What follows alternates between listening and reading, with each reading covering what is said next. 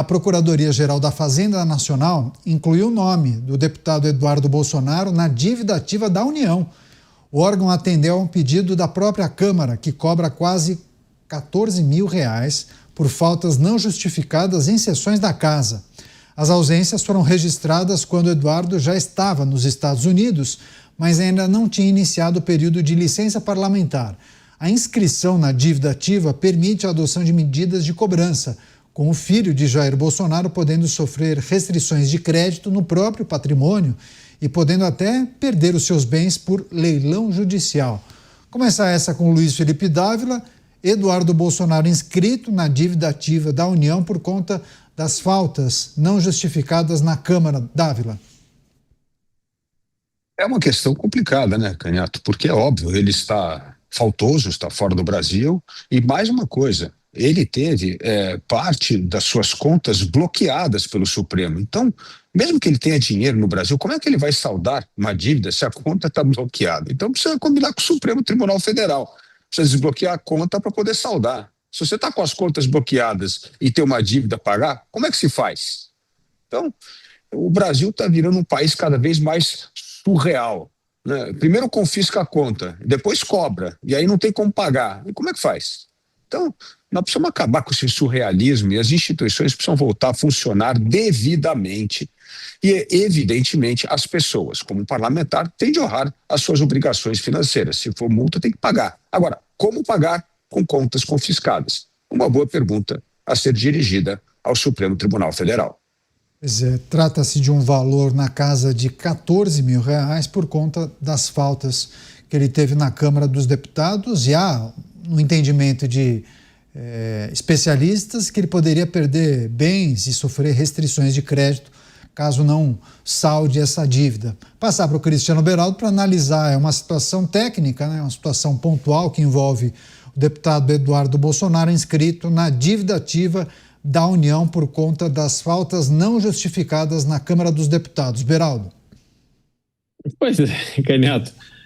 Assim, aí tem alguns aspectos, né? É uma situação bem brasileira. Primeiro, por que pagou se não compareceu? Né? A dinâmica de pagamento da Câmara dos Deputados devia levar em consideração se compareceu, se trabalhou, se não trabalhou. Né? Depois, aí você cobra a dívida, escreve na dívida ativa da União, mas a pessoa está com a conta dela bloqueada. Então ela pode até ter o dinheiro, mas ela não consegue pagar. E como não consegue pagar, vai acumulando juros, multa, isso e aquilo. Daqui a pouco, esses R$14 mil viram 100, 200, né, dependendo do tempo que essa situação perdurar.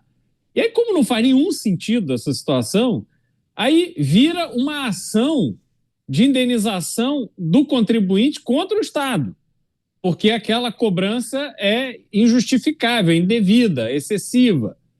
E aí a gente fica nesse imbróglio, que se bobear, daqui a 20, 30 anos, vai acabar numa sentença favorável a Eduardo Bolsonaro e a União vai ter que ainda indenizá-lo por essas cobranças indevidas. Então, é um assunto, não vou dizer marginal, mas é um assunto menor dentro do contexto todo que envolve Eduardo Bolsonaro, mas ajuda a ilustrar também essa falta de objetividade que a gente vê no Brasil e que acaba gerando situações em que esses avanços aí contra o contribuinte acaba se virando contra o próprio governo. Pois é, as ausências foram registradas quando Eduardo estava nos Estados Unidos, mas ainda não tinha iniciado o período de licença parlamentar. Então, não foram tantas sessões assim, por isso, o valor de R$14 mil. Você, Mota, como avaliar um cenário em que, mais uma vez, Eduardo Bolsonaro está na página dos jornais, agora com essa questão técnica, né, pontual, por conta dessas faltas e a cobrança por essas faltas não justificadas. 14 mil no total, Mota. Tem dois aspectos dessa questão. Por um lado, é uma não notícia, né? Uma coisa absolutamente trivial. A maioria das pessoas, em algum momento da vida, deve algum dinheiro ao Estado. Quando demora a pagar, acontece isso. Escreve seu nome na dívida ativa, você junta, raspa o fundo do cofre, vai lá, paga o seu suado dinheirinho, resolve o problema. Esse é um aspecto. O outro é a absoluta perseguição a qual está sendo submetido Eduardo Bolsonaro, né? Eu acho que se a gente for olhar na mídia, capaz desse assunto, os 14 mil reais, não é isso?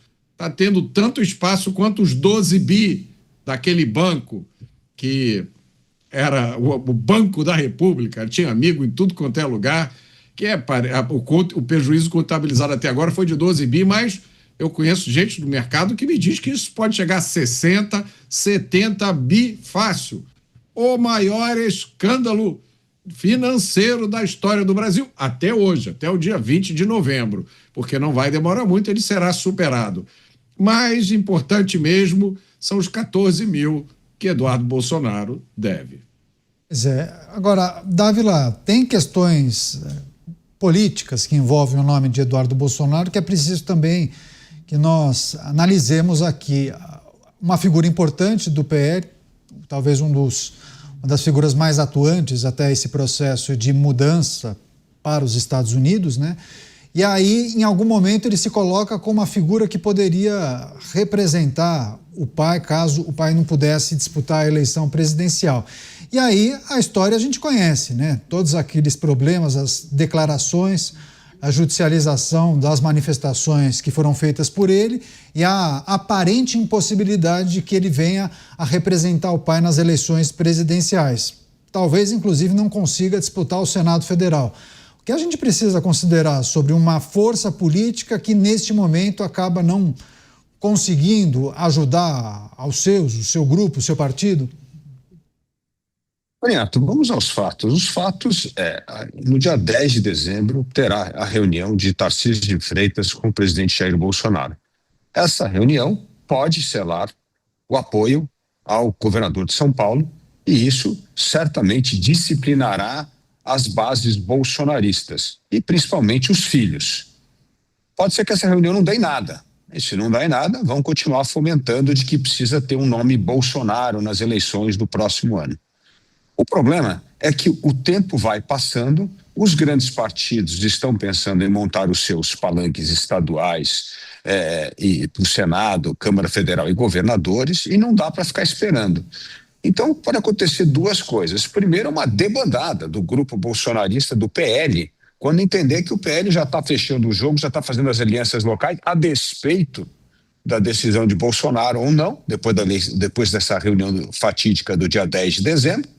E aí, o Eduardo Bolsonaro e Flávio Bolsonaro e Carlos Bolsonaro vão ter que pensar o que vão fazer. Se vão sair de lá, vão para outro partido, vão tentar arrumar outra legenda, ou o que vai acontecer, porque provavelmente não terá a própria legenda do PL, porque esse é o primeiro ponto. Então, para disputar a eleição no Brasil, você precisa de legenda, precisa receber a legenda de alguém.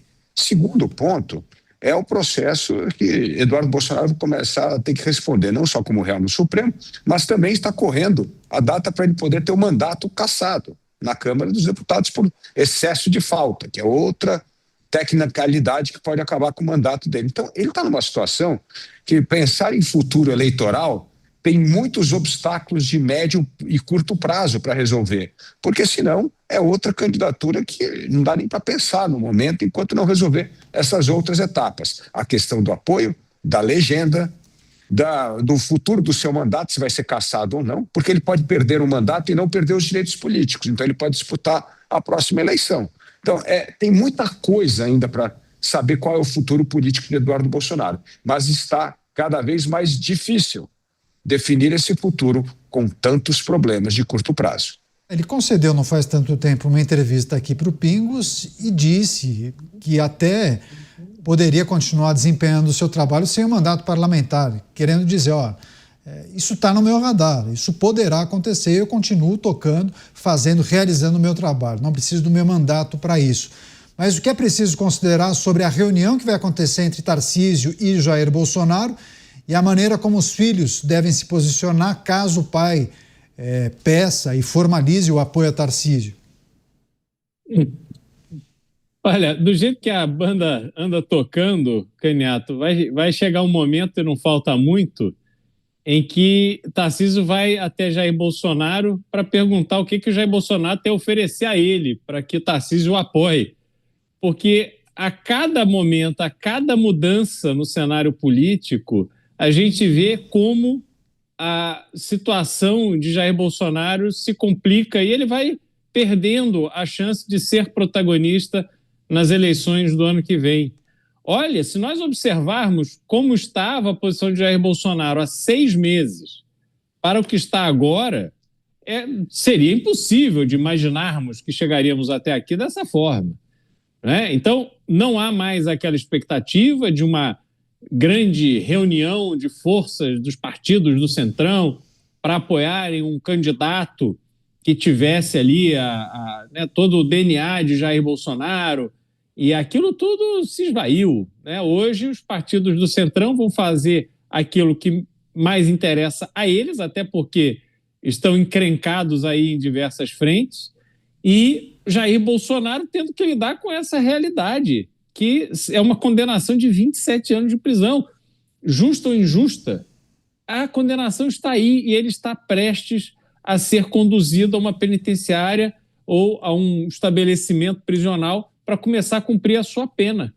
Então, a gente vê que a conversa entre Tarcísio e Bolsonaro, obviamente, ela é simbólica, ela tem a sua importância até para a mídia, mas as definições que vão acontecer em torno da candidatura do ano que vem, que contarão com o apoio dos partidos de centro, e aí do PL, União Brasil, PP, etc., isso aí será decidido em outro momento, não serão pelos dois.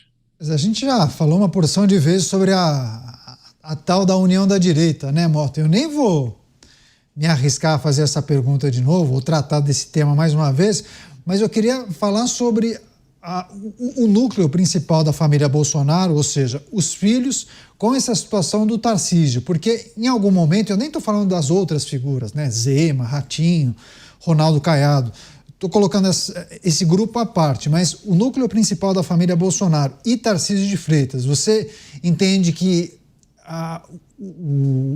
é muito provável que eles deem as mãos e caminhem para o mesmo lado? Ou você entende que pode acontecer de uma cisão? A família Bolsonaro acaba lançando uma figura ou apoiando algum dos filhos, Flávio Bolsonaro, sei lá, Michele, Eduardo, e Tarcísio acaba agradecendo o apoio dado até aqui de Jair Bolsonaro e abraça o projeto do Centrão. Esse cenário precisa ser levado em consideração, calculado, ou você acha impossível isso acontecer? Caniato, esse é o assunto mais polêmico do Brasil de hoje. Toda vez que eu toco nesse assunto nas redes sociais, a temperatura fica mais alta do que a da COP30. E olha que a temperatura andou subindo por lá, né? Me perdoem a piada. Mas eu acho que tudo pode acontecer. Essa discussão continua muito acalorada. Há pessoas que defendem ferozmente a posição de que tem que haver uma candidatura de direita pura. Essas pessoas dizem que Tarcísio não é direita. Tarcísio é central. Numa das últimas conversas que eu tive sobre esse assunto, eu pedi à pessoa que dissesse, por favor, me diga quais são os seus critérios para avaliar se alguém é de direita. E aí a gente avalia se Tarcísio é ou não de direita. Não precisa dizer que a conversa morreu ali, né? Eu acho que tudo pode acontecer, mas a lógica da eleição se impõe rapidamente.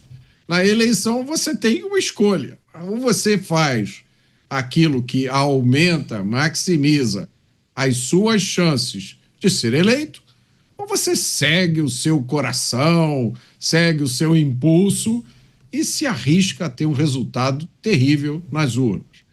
Na minha modesta opinião, eu não quero ensinar missa ao padre, não quero convencer ninguém que esse é o melhor caminho, mas na minha modesta opinião, a fórmula vencedora para essa eleição é ter um candidato que seja indicado formalmente, publicamente por Jair Bolsonaro e que corresponda minimamente às expectativas da maioria do povo brasileiro. O que o povo brasileiro quer? Seriedade, decência, honestidade, competência. O povo brasileiro quer alguém que entre de cara no combate ao crime, que não tenha medo de dizer o bandido tem que se dar muito mal.